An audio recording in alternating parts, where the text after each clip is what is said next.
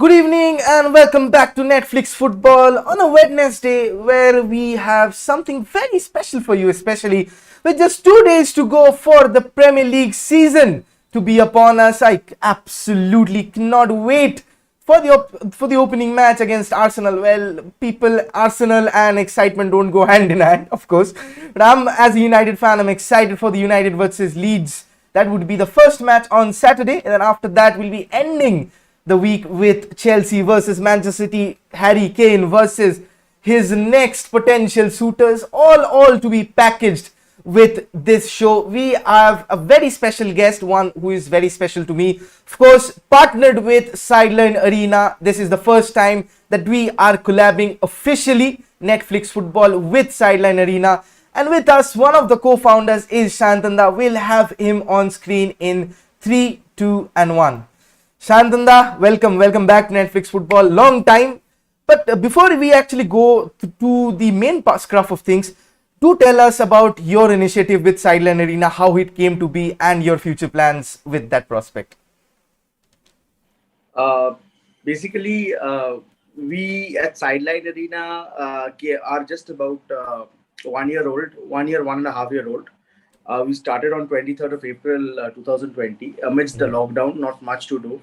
And we were all a group of friends who would play the online game of the Soccer Manager. And from there, some of us had an idea of creating our own group, because groups were being formed every other day, and people were there were troll groups being formed, there were meme groups being formed. So we were like, there are mature heads in football as well. Let's do something. Right. So I gave the idea to the group, and a few of them joined in, and we started off.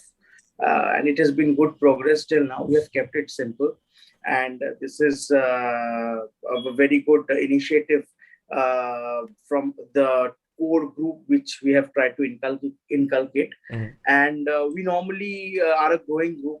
We have not allowed everybody to come in and join at will. We have a very strict approval system to join the group. And we are right now at 1,400 members, and all pretty active members.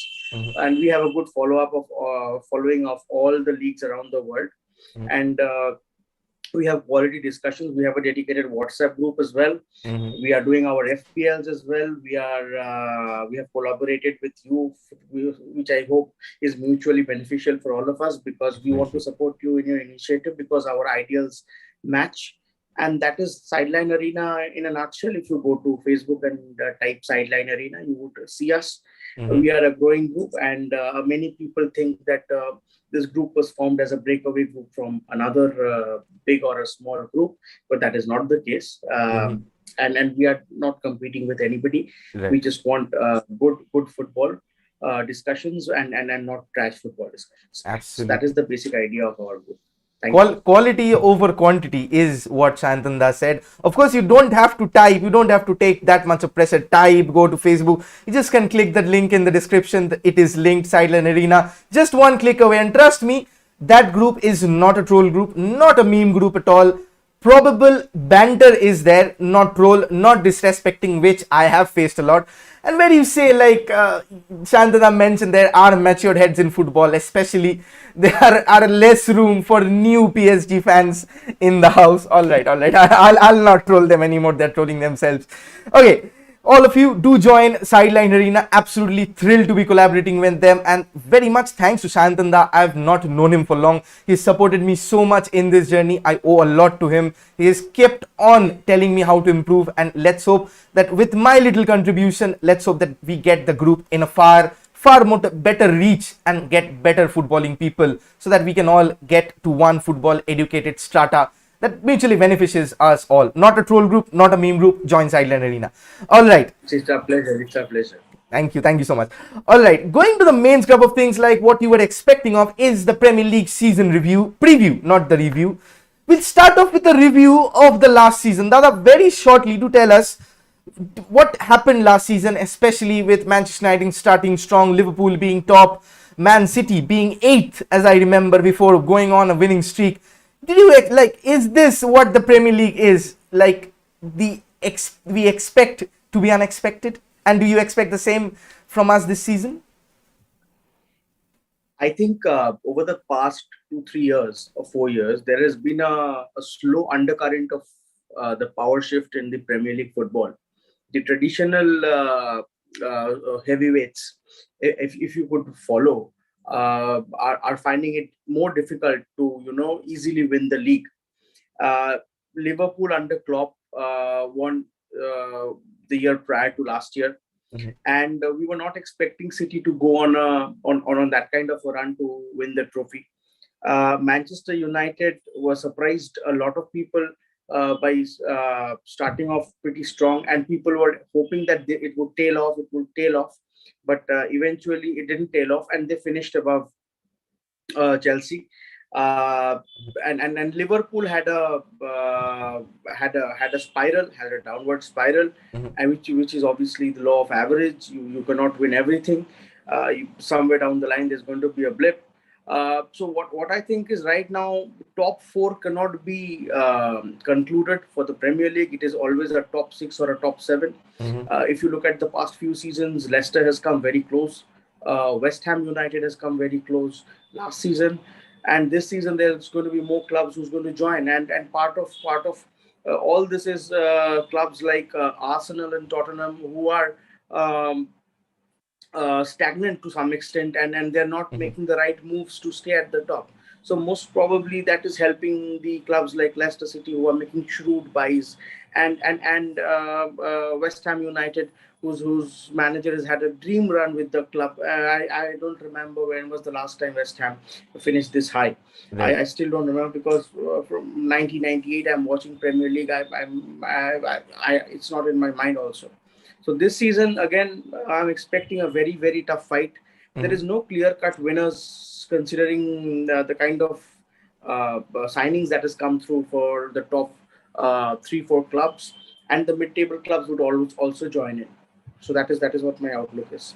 Absolutely. Like last season, interesting statistic, the 5th place team to right down to the 11th place team in the Premier League was just separated by less than 10 points. Like, how much competitive can you absolutely get? Although there were runaway leaders in Manchester City, we have seen that, but that fight, that survival for getting into the top 4 is very, very dangerous. We saw how Chelsea, with that good of a squad, especially, they were somewhere in a problem streak when Frank Lampard was there. Unfortunately, he lost his job, and then Thomas Tuchel came in and steadied the ship in the Premier League, which we expect of him probably, if the Romelu Lukaku deal, when it goes through, top contenders in the league. But still, you cannot absolutely pinpoint and say that like these 4 teams might just, we cannot even say Leicester out of nowhere. You may even see West Ham go and winning the league with Declan Rice, with all, you can see even Aston Villa making the signings of a Leon Bailey, of a Emiliano Buendia, Ollie Watkins, Danny Ings. You never know. That's the people.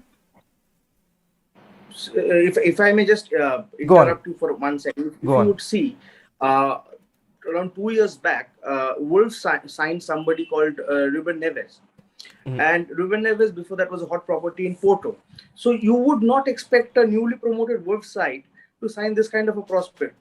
The money part is there, but the competitiveness that we are seeing in the Premier League is astounding. Can you believe a Leon Bailey in Aston Villa?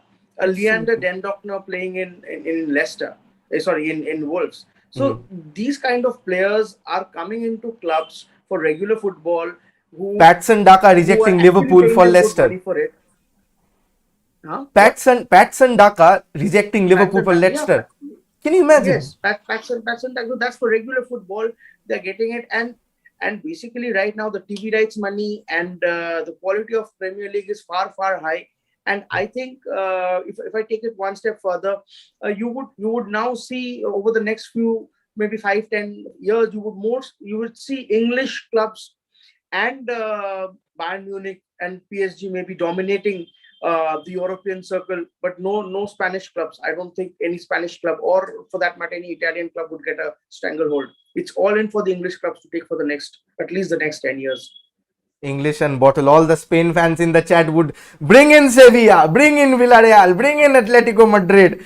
All we are not talking about banter. Yes, you cannot just compare the competitiveness of the two leagues with just one-off matches. Although West Brom beat Chelsea 5-3, Man City were beaten with 3 goals. Tottenham beat us 6-1. What does that count for? Tottenham plays in the Europa League. They have not made top. They've not made top 4 even. Right. That's the entire scruff of things. That's the beauty of the Premier League, where every team, like there was a statistic, there was a circle that every team has beaten every team in the Premier League. Which other league have you seen that? Absolutely amazing scenes. That is where you will only get in Premier League. I mean, can you imagine West Brom scoring 8 goals against Chelsea in 2 games? Right. I think their overall total goals in the Premier League last year, before they went down, was around 20-25. Right. So can you believe that? Absolutely. Cannot say anything. Yes. Okay, we'll take a few comments. Simran is saying, all I'm interested is where to watch League One, Premier League One. Simran says, I'm a new PSG fan. I feel attacked. All right, Simran. PSG will attack more next season than you are attacked right now. Simran is a Real Madrid fan, as far as I know. Yes, we understand the sarcasm, subtle sarcasm. Yeah. All right. Yeah. She also says, oh, please, we are coming for all English clubs, just like Italy didn't let it go home. Saurav Das says, if United sells Martial, do you think they would sign another striker? If yes, whom they should they sign? So, Shantan, I'll take this question to you. But before that, I'll tell you, Martial has labeled in his recent interview that he is feeling well and fit. He has been the top scorer of our club in the 2 seasons. He has played as the out-and-out centre forward. He has the talent. Yes. At times, we have seen his glimpses. But do you think that this, and Solskjaer has reconfirmed that Martial is in his plans, maybe because Haaland is next year available for that knockdown of a fee, with Chelsea out of the market, with Lukaku, Barcelona and Real Madrid mostly focusing on Mbappe. Lewandowski is still having quite a few years in Bayern Munich. I don't know if any other teams have the financial capacity to actually put Haaland, and also the connection with Solskjaer. Do you think this is make or break for Anthony Martial this season?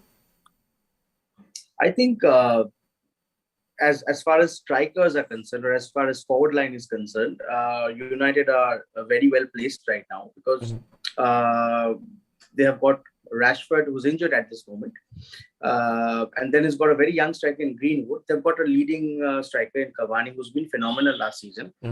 I think even if Martial is let go, I think Sancho is there to fill up that place. And if Martial is going for around 40-45 million, then I think the only other option is to take a backup striker, or to take somebody like maybe a Dominic Calvert-Lewin in his place. That is in case Manchester United does not want to go in for Haaland next season. Again, for me, I think it is better to give Greenwood a good run this season, because I think he has been he's been not played properly throughout the season, has not been given the run of games as well. Martial is a good player, but not a great player. Right. Yeah, he sometimes thinks that he's Thierry Henry dribbling inside the box and trying to finish everything in that acute angle. But he has justified his price tag when he was bought. He's justified his price tag till now. And I think Martial will not get any better than this. But again, if there's a good deal on the offing for Manchester United, they might take it. And I don't see a replacement striker required at this moment, because their forward line is very good, and goals will come not only from the strikers but from the wings as well. So this is basically my idea of it. I would want Martial to stay for a year, just so that he can prove himself to the United crowd, because there will be pressure from Sancho as well, and injuries may happen. So that is totally up to Ole to decide whether they go ahead with Martial or not. But I'm very hopeful that Manchester United give Greenwood a chance this year, and prioritize Cavani as their prime target for the striking position for now. Right. True. We'll see.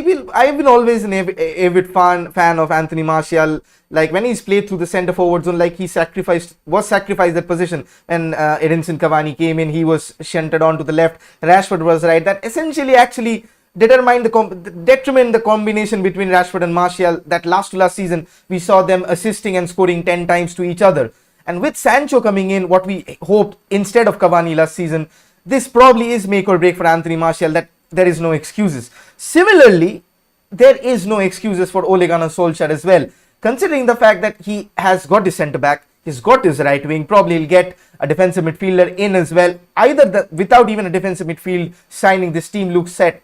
Dada, I'll ask you this: if United don't actually win a silverware this season, do you think it's curtains for Ole at Manchester United? No, I really don't think so. I really don't think so. If Manchester United has trusted Ole Gunnar Solskjaer with this project and they've backed him where he's reaching his heights, you have to give him some more time.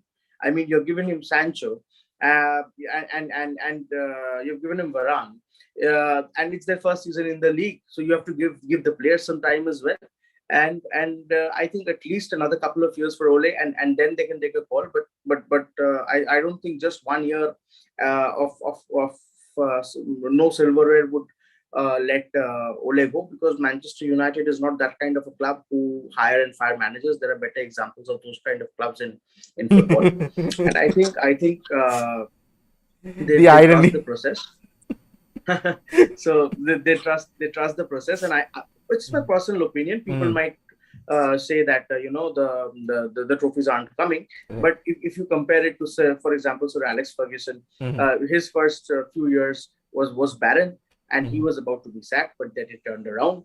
Right. So it's just a matter of time, I think, before Ole Gunnar Solskjaer wins a cup or a Premier League. I think it is better for Ole if he wins a domestic cup first and then goes for the Premier League. If he's targeting the Premier League, he's instantly taking a direct conflict with the Manchester Cities and the Liverpools, to Chelsea some extent.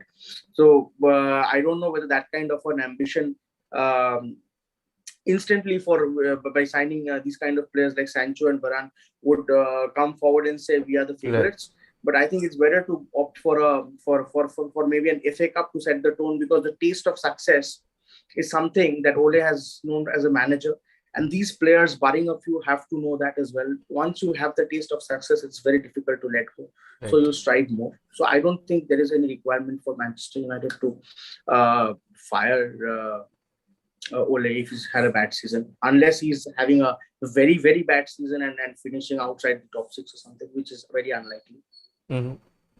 True, very well point made. And now going on to the fact about the top 4, we'll talk about the top-notch team that were there in the peak of the Premier League last season. Okay, a few comments, interesting comments. Sort of that says, read a Luka Jovic rumor. Do you think that with all the signings, Manchester United is a title contender? We answered that. Sorry for not actually reading your comments. Sort of that we actually answered that. Simran says, हाँ, Varane भी ले लो, Jovic भी ले लो, साले चल रहा है, cell चल रहा है Madrid में. With the rumors all. See, I would like to tell Simran that they have had their share of glory over the past few years under Zidane and Ronaldo. They have done the three-peat, and there is always a dip in the curve. You cannot expect to be high on the every time. You look at the history of football. So I'm sure Real Madrid will rebuild. So will Barcelona, and this rebuild process will take maybe 2 to 3 years for each club. I don't think either of these clubs would be winning any European major silverware over the next 3-4 years, and I'm being brutally honest with you guys. Maybe in another 3-4 years from now, maybe 2024, 2025, you would see again a Spanish team maybe coming into the fore for the European trophy. And in Spain, it is between you guys. Unless Atletico Madrid can sustain what they have done, it's a golden opportunity for them. So Simran, you have to ride the tide. Simran is riding the tide right now with the hopes that they sign Mbappe next season. Okay. Talking about signings, Jack Grealish, 100 million British record transfer fee signing for Manchester City, who was just unveiled in front of 14-odd fans. Like in India, we have seen more crowd in front of a Chole Bhature stall, like literally in any random areas. Banters aside, Dada, I'll ask you this. How do you think, with the likes of Sterling, Bernardo Silva, Riyad Mahrez, Phil Foden, Kevin De Bruyne, Ilkay Gundogan, where does the new number 10 of Man City actually fit in? I don't know. I mean, I'm at a loss to think whether he'll start. I'm at a loss to think whether he'll start regularly, because when you've got Foden, you've got Grealish, and you've got Kevin De Bruyne, then would you sacrifice your defensive midfield and go for an all-out attack, what they did in the Champions League final? Would that would be very risky in the Premier League. And we all know about Pep Rule. You don't know which team will come up Mhm. at he will play. So I'm at a loss to think where Grealish will start. I mean, this kind of feeling I had last time when Fabian Delph was suddenly signed for Manchester City, and Delph went there. I don't know, for the money or whatever, from Aston Villa, and I was like, how would you start in that 11? And end of his career, I think he started on at least for 20 or 30 matches maximum, and then I think he's now fifth or sixth choice, or maybe he's even sold off. So 100 million is a big price tag. If Pep is believing that Grealish would give them maybe the Champions League, then he's rating him higher than Foden, which I don't. I don't rate Grealish higher than Foden, but that's my personal opinion. And if Grealish is playing, then either of Foden, Sterling, Silva, or Bernardo, Riyad Mahrez. Kevin De Bruyne has to Riyad Mahrez, Kevin De Bruyne has to be sacrificed. I don't see how this Manchester City would make this work, because all of them cannot play together. True. Going back to the comments, Simran says, please don't be brutally honest, it hurts. It hurts, Simran, when you guys took away Cristiano Ronaldo. Yaad hai hame, ab bhugto. Alright, Savya is in the chat. He said, it's a bit late to the chat. Should Bayern look at Kane as a potential Lewandowski replacement? It's a good shout out, because Bayern certainly have the capacity. But I don't think they would pay 160 million for Harry Kane, would they, Dada? See, if Bayern buy Tammy Abraham and leave Lewandowski out, even then they'll win the Bundesliga. So why are they worried? Bayern fans shouldn't be talking in competition. About competition, Bayern fans shouldn't be talking. Their only competition is the Champions League. And I think, in all seriousness, Lewandowski is the top striker of the world right now. Bayern Munich will not pay 150 million. As we all know, they are very smart. And if they want to do a swap deal with Tottenham, Lewandowski will not come to Tottenham, because he wants the Champions League, basically. So that is what it is in a nutshell. I mean, for Bayern Munich, everything is set. I mean, for example, the next thing you would see is Mbappe going to Bayern Munich next season for free. Who knows? All the Madrid fans will. I mean, with Bayern Munich, we don't know, because half of the signings are free. All of the Spanish fans will be bombarding my house if that happens. All right. Now, Sabya was talking about Bayern Munich, but he is an Arsenal fan. Arsenal is a topic that I want to talk about, like not just banter, like they are banter themselves. But there is this notion, Dada, that Arsenal don't have the money. But if I see, excuse me, if I see the stats, they signed Nicola Pepe for 85 odd million. Then they signed Thomas Partey for 50 million with a humongous wage bracket. They gave Emil Smith Rowe the wage and the jersey number they wanted. Signed Ben White for 50 million, even signing Gabriel Magalhaes last season for 30 odd million. William Saliba before that. Like, is Arteta, I don't know why Arsenal fans command that we don't have money. Even thereafter, James Maddison or a Bernardo Silva for around 50, 55, 60 million deal. So they have the money. So like, I don't understand that Arsenal, we knew was struggling financially, true. But are they making some very unsmart signings, to be honest? Like, they're after big names, considering they are recruiting in the same position over and over again, but they're just not solving any problem. What's the deal, Dada? I think I was going through a write-up the other day, and they are saying over the last 5 years, Arsenal's net spend is fourth in the Premier League table. Okay, so it is very surprising, because what I see is there is a major problem in Arsenal, maybe at the scouting level, or at the football director level, or at the academy level. Basically, Arsenal are recruiting players that can be recruited at a lesser price, and Arsenal is not ruthless in the market. I mean, how many years has Arsenal played with Aubameyang and Lacazette, and what are the returns that they've got? Apart from this, they recruited Ben White for 50 million, which is still fine.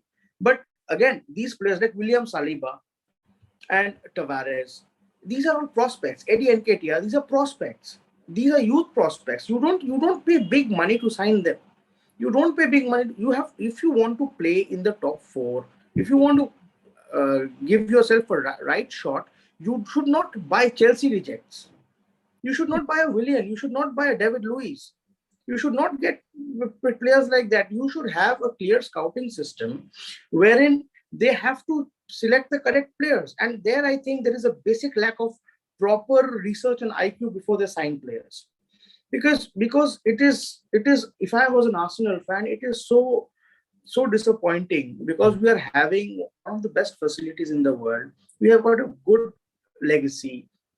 We have had greats of the game play for us, and right now we are, our only hope is the FA Cup.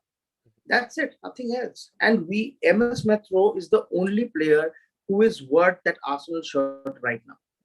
There is no other player at this moment in that team.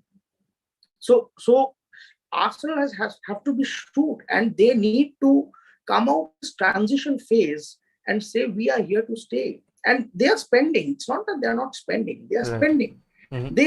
They paid 50 million for Ben White, and look at Tottenham. They have signed Christian Romero for 45 or 55 million.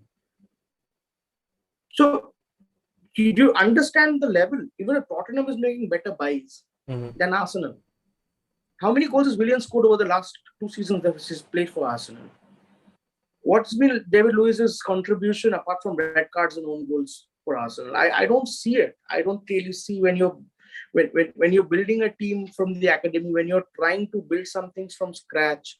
I don't know where they're heading. And if they don't rectify this, then they will end up in the limbo, which is very dangerous to come back from. The things we saw with Leeds, the Newcastles, these things. Digging their own graves. All right, shift rather to the comments. Anjali, I think this is Prashant Bhau from Madam's account, says that Arteta likes players of his ability, likes Ramsdale. Willian, true Arsenal player. All the banters coming on right now. Now, we all talked about all the top heavyweights. Like, I'll ask you, do you expect, like we did not expect last season how high West Ham would finish. Do you expect any team in the Premier League to provide a surprise run for all the top clubs in the money? Do you have any favorites? Leeds United. All right. Leeds United. That's. I think Leeds United has signed some very, very, very good players this season. And apart from, I'm thinking that Leicester is a top 4 because they have taken the place of Arsenal, and Tottenham right now is in shreds. So for that top 4 position, I think West Ham, if they're challenging, it's good, but Leeds is a good prospect, and Aston Villa to some extent because they made some fantastic signings. And the only signing that Leeds United has made is Junior Firpo from Barcelona. So Bielsa helping Barcelona. But what they have made internally, they made Stuart Dallas sign a new contract. Yeah. All the FPL legends would know about how Stuart Dallas' contribution. And Leeds are a team that improve with experience. They like dominating. They have dominated a lot of teams. We did not expect them to dominate. That speaks for itself. And also Marcelo Bielsa, you know how a tricky customer he is. Let's hope that Leeds entertains us with a few 1-1, 2-0 victories over Man City at times, or Chelsea United as a neutral speaking. Of course, that was the surprise package. And now let's talk about something which happened very surprisingly last season, is that Thomas Tuchel going on and winning the Champions League in half a season. That's a memorabilia to Roberto Di Matteo's term at Chelsea when he came in half a season and won the Champions League. There are a lot of hopes from him this term, especially with the plaudits, especially with Jorginho.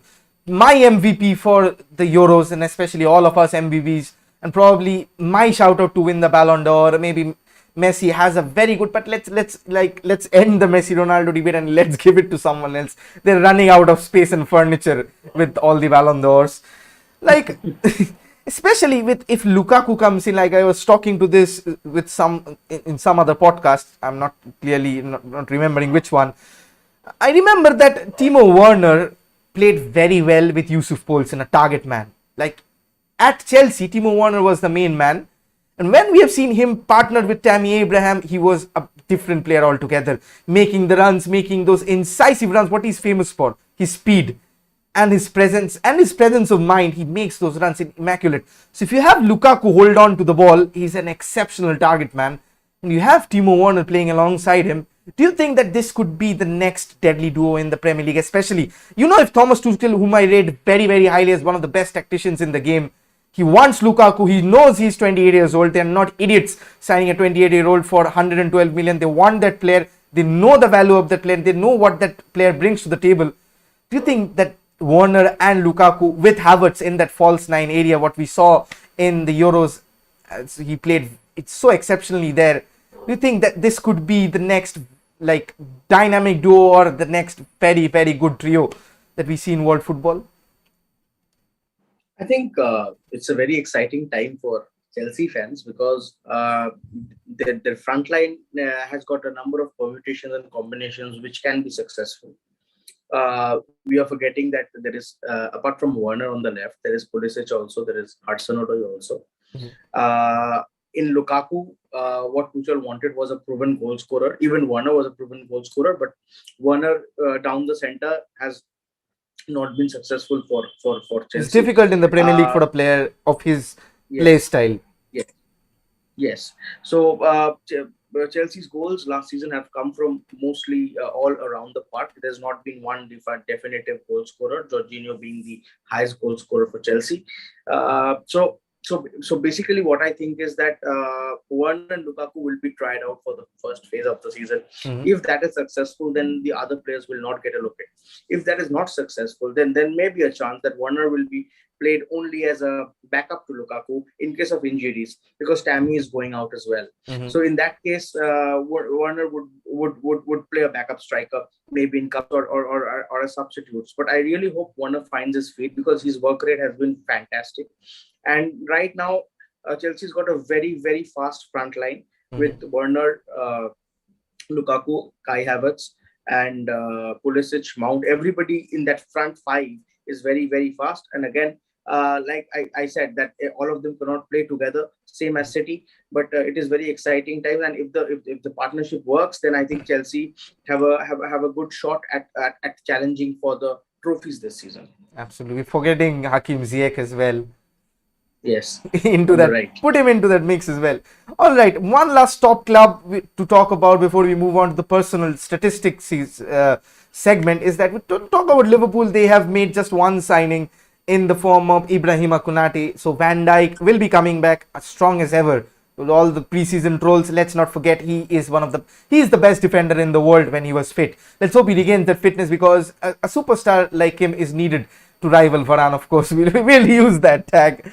Maguire and Varane, Ibrahima Konate and Van Dijk make a very good pair, and especially the signing of Konate can actually poise them into a back three very well, with Joe Gomez playing on the right centre back. Trent and Robertson can play the wing backs, and they have been like the dynamic duo in assists a few seasons back. No reason why they could not repeat it. And Salah, Mane, Firmino, we know with Diego Jota as well, Harvey Elliott, who is bursting onto the scenes. I think Xherdan Shaqiri would leave, but especially Liverpool fans have not replaced Jorginho Wijnaldum. They were in talks for Saul, Yuri Tielemans, but nothing materialized, especially because they don't have that much of funds being made available to them by the FSG group. But still, do you think on paper what they have right now, with Van Dijk being fit, the club captain, Thiago coming in after a proper first season, warming up or baptism by fire, do you think Liverpool can be thrown into the mix of potential title contenders as well? Of course, I think Liverpool will obviously challenge for the title. What I think is Liverpool needs to freshen up the midfield in place of Wijnaldum. They need an attacking option because in Henderson, Thiago Alcantara and Naby Keita, all of them are mostly defensive, creative midfields. So we need one long-bustling midfielder who could go box to box like Wijnaldum. So that's an option. Another option is Liverpool might look for an out-and-out striker because last season they suffered because of that, because their center attacking midfielders were playing strikers and Mane was playing down the left. So that is an area that Liverpool may look at. Otherwise, the defense is sorted with the unfortunate injury to Robertson. I don't have a current update on it, but it seemed very horrendous when it happened, and maybe he'll be out for some time. So overall, Liverpool is always a threat, and if they can get a good midfielder in like Wijnaldum, who would do a box to box, I think they would be in with a chance, and maybe a cut price forward would do. I thought Danny Ings was also a good option, but he got transferred. So let's see who Liverpool goes for. Absolutely, they were in the market for Patson Daka, but he chose Leicester. And yes. strikers are not very readily available at the moment. They are a dying community as the world focuses more on midfielders and false nines and number 10s. Yes. Okay. Talking about the individual statistics this term, let's talk about top scorers. Your pick between Harry Kane, if he stays at Tottenham, that is, not goes to Manchester City, Bruno Fernandes, Romelu Lukaku. Whom do you think will be the top scorer? See, if Harry Kane is going to Manchester City, then I think the kind of service he'll get, most probably he'll be the top striker, top scorer. But if he's staying at Tottenham, then I think Bruno Fernandes has a better chance, because we don't know how well Lukaku would adapt in his first season. So I would say Bruno Fernandes. If Kane is not moving to Manchester City, but if Kane is moving to Manchester City with the supply line, Kane would beat anybody with 5-6, with a margin of 5 or 6 goals. Any other names you'd like to put in, like Vardy, for instance? Vardy would always be there and thereabouts. You cannot take Vardy. He would give you his quota of 15 plus a season. He's a fan favorite, and also Bamford. He would also be there. Dominic Calvert-Lewin would also be there. But somebody to have an exceptional season are the names you have mentioned. True fact. Okay, top assisters. Same names probably. Bruno Fernandes will pop top of your mind with the 1.5 season that he has had at Manchester United. Kevin De Bruyne would be fit and raring to go in the start of the season, having recovered from his injury at the Euros. Jack Grealish also being there. We remember also, let's put it in the mix, Trent Alexander-Arnold, maybe Luke Shaw as well, who's improved his game a lot. Robertson is also there. So a lot of names in the top assister column. So would you think, even I can put in Mason Mount, but I don't know if Mason Mount or Kai Havertz would start in that one central attacking midfield slot. So it's always rotating under Tuchel. So whom is your best bet at the top assist? I think for the assist, I think this season, last season was on and off for Kevin De Bruyne. If he plays a full season, I think De Bruyne would assist a lot more. Whether he will touch Bruno Fernandes' this season's tally, or how well Bruno Fernandes would be playing next season is we hope he plays well. We don't expect him to hang up on his stats or anything. But my personal pick would be Kevin De Bruyne. Kevin De Bruyne is an interesting topic. All right, Obrodibra says Harry Kane for City Golden Boot. He's already excited. How do you think Sancho will perform this season? Let's just keep fingers crossed on that. Don't want too many analysis. Like, we have seen what has happened with players coming in from Bundesliga. Henrik Mkhitaryan, Shinji Kagawa. I don't want to go into that. Dortmund has definitely gotten the better of us. All right, clean sheets this term. Ederson. I don't know if Dean Henderson or David De Gea, so I'm not putting either of them in the list. Edouard Mendy, who won the Golden Glove last term, if I'm not mistaken, and probably a surprise package, Emi Martinez. So, out of these three players, whom is your pick for the Golden Glove award? Let's throw in Kasper Schmeichel as well. It's a tough one. I think it will be between Mendy and Martinez. Mendy. I hope it's Mendy. But again, I hope it's Mendy. But Emi Martinez has been fantastic as well. But the defenses have a difference in quality. So yeah, and I don't know how many games Dean Henderson or De Gea would get, because they might be a share of games. So that might be difficult for either of them to get the Golden Glove. I think that what I have been hearing, that Dean Henderson would be playing the Premier League and David De Gea would be playing solely on the Champions League for more experience. So if Dean Henderson actually plays there, we have seen him play very well with Varane and Maguire. and we know that Ole Gunnar Solskjaer does not like to rotate his defenders, both being seemingly fit more often than not. Do you think that if Dean Henderson plays 38 games for Manchester United, do you think he has a realistic chance? He has a realistic chance, but then if for example Dean Henderson wins the Golden Glove, then Manchester United should be winning the Premier League. Right. Fingers crossed on that as well. So I understand. I understand your excitement, and I'm also happy for Manchester United to make signings, and I hope that it comes to be a bit more patient. I think tides will turn in a few years' time. Be happy with cups now. Premier League, I think it'll take another couple of seasons. Absolutely, that's the respect. As long as Pep is there, at Manchester City, the others will have a tough time. I think Pep would leave Manchester City once they win the Champions League. So let's see. I don't know. Pep might just sign a new contract. He signed a new contract, I guess, until 2024, if I'm not mistaken. Just someone point out in the comments if that is a wrong statistic. All right. Ederson won PL, Mendy won in UCL. All right. Ederson won the PN Golden Glove. Okay. Mendy won the UCL Golden Glove. They just conceded one goal, I think. And Tuchel, that too in the group stages. And under Tuchel, I remember having Sorav from... That's unreal.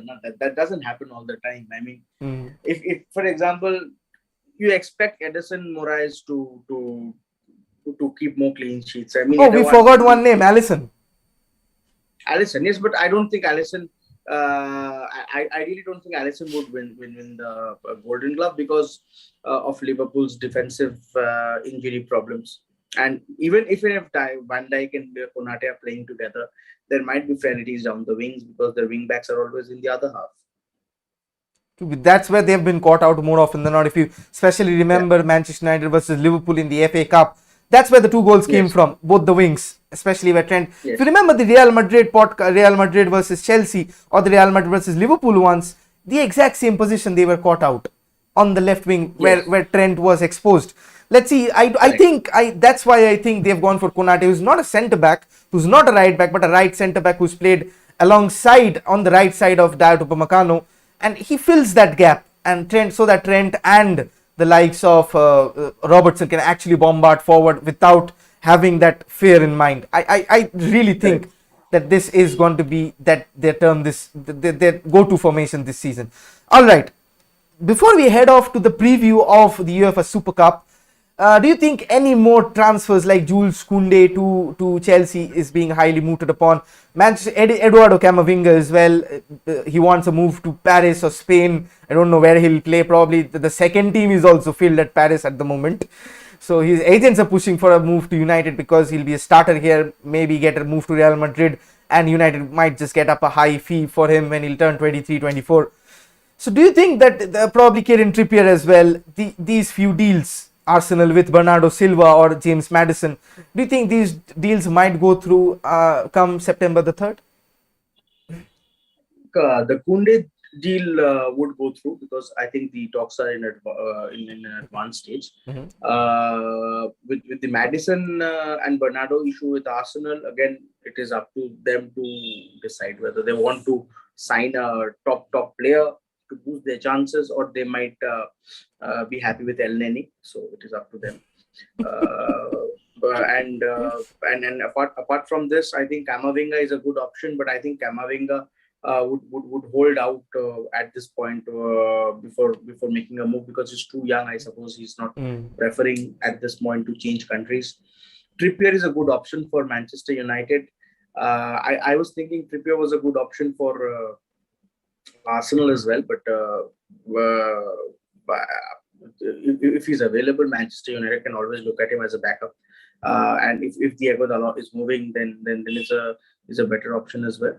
And I think there are many rumors, but I think the one which will definitely go through is the Jules Koundé one. True fact, because they were more often advanced, and Chelsea just took hold of the situation of Lukaku. It was on hold because of the Lukaku deal. So Lukaku is right now flying from Monaco to London. I think his announcement will be done after the Super Cup finals tomorrow, and then I think Chelsea would go into the Koundé deal and get it done. And another deal I think definitely might go through is the Harry Kane City deal. if they can find some solution to it, to a cut price part swap, it may go through. They will find some solution. The word I'm hearing that Harry Kane looks very polished and very polite on social media, but internally, what I've heard the rumors flying around in England, he's pissed. He was promised a move to a Champions League club last season, and Levy is going back on his word. They rejected that 100 million plus a player deal, probably potentially to around 120, 125, 130, even if you equate. Raheem Sterling plus 100 million is definitely a no-brainer, but Raheem Sterling plus 100 million is a Erling Haaland fee, basically. So that is overpaying for Harry Kane. But in any case, if City want, they can get him. If they can offload a couple of players, they can obviously get him. And it is not in their ways not to get him, because one thing one has to understand, that when you're dealing in such kind of money, the contract period is 4 or 5 years. That money gets divided into 5 years. So 150 million for 5 years would be 30 million, which would affect the FFP, and the salaries would come immediately. But if, for example, the outgoing players' money and salary would be debited, would be credited instantly back to the account. So that 150 million does not hit you immediately. It hits you over the next over the contract duration. It's divided and put in the book. So that is why people can sign their players with high amounts of money. Especially that the amortization cost that Real Madrid had done with Gareth Bale paying the 100 million transfer fee over 5 years. Manchester United have done the same with both Varane and Sancho this term, effectively spending just 30 million this term, both 15 million each on Varane and Sancho. That will be spread out over the contracts, length of the contracts. That's a very smart term. Okay, Obradita says Alisson might come as top assister for Liverpool's. Might just happen. Crazy league. He had some good assists last season. He had a goal as well. He had a goal as well. The last minute as well. Yeah, I think in the penultimate game. I think. Else they wouldn't have made top 4 for the Champions League. Yeah. They would have definitely missed out if they had drawn that. They would have gone very rough phase. Although, all right. Before ending the show, we'll talk about the UEFA Super Cup. It's Chelsea versus Villarreal. I hoped it would have been Chelsea versus Manchester United, but as luck holds, at a Russian roulette of 11-10 where the goalkeeper missed, Spanish fans who have just thrashed Villarreal, forgotten that we thrashed AC Milan, thrashed Real Sociedad, and all the other teams just came on barging at the front door of Manchester United, which is expected. Like, you expect to win against Villarreal. That was my first watch along in this channel, and that went in agony. And I hope sincerely that I have better fortunes this time doing watch alongs.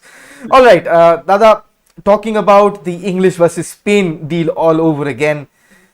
Chelsea, proven Champions League winner, but Spain and Unai Emery especially has proven to be spoiled sport for a lot of occasions. They have their own set of tactics developed to counter teams, and they have done it very well. Manchester United struggled on the low block. They played it to perfection and stopped United from attacking. Absolutely, I did not see any other space that they actually left open. Pau Torres with his partner Raul Albiol was flawless, and we'll probably see more of that, especially this term with Chelsea. Most of the superstars playing in the Euros, not yet to full fitness. Do you think that there is a realistic chance that there might just be an upset and Villarreal clinching? Like, all the Spanish fans would be rejoicing, because they have nothing to rejoice at this point of time. Half of them are PSG fans anyway at this, as Simran confessed. Yeah. So do you think there might be an upset on the cards, or do you think that Tuchel would win it? I think it's a 50-50 game. These kind of games, one-off games are 50-50 games. Both squads are not up to their full strength. So they would be playing with players who have arrived early, who have not played the Euros, or who have gone out of the Euros in the preliminary stages. And it will be a question of how long one can last on the field. And I'm expecting Chelsea to win this match in the 90 minutes. But again, Unai Emery has a special relationship with this European competitions, so you cannot rule them out. And Villarreal has got a very, very, very good team, very experienced team, very clinical team, well drilled. The only loophole we might find in both the teams, maybe a bit of rustiness of players that might cost goals.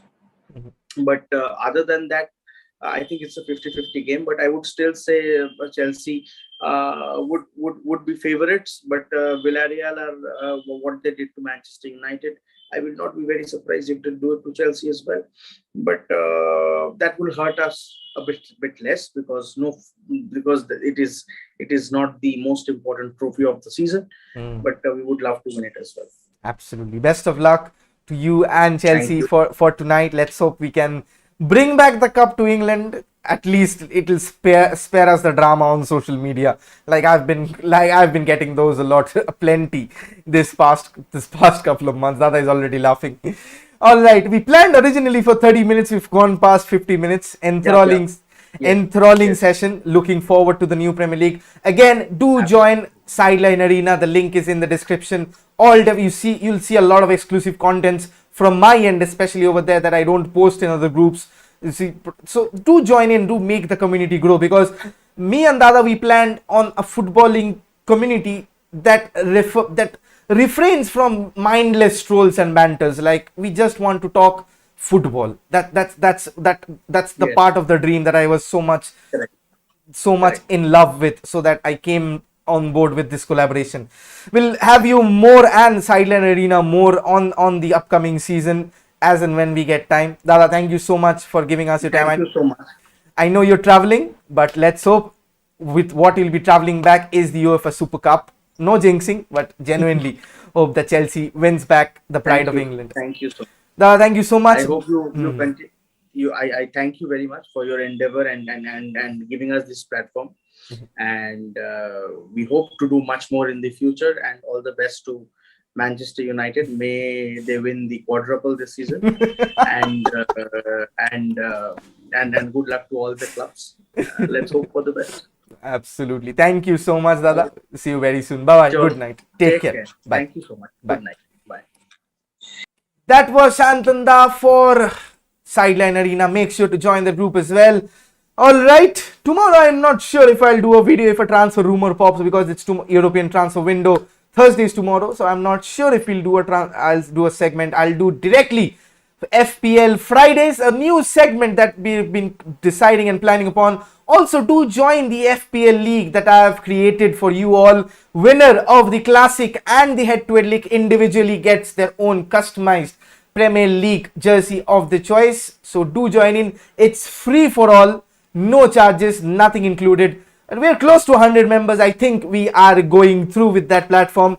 Deadline is on 11 p.m. at Friday before the Arsenal game at midnight. So make sure to have your teams ready.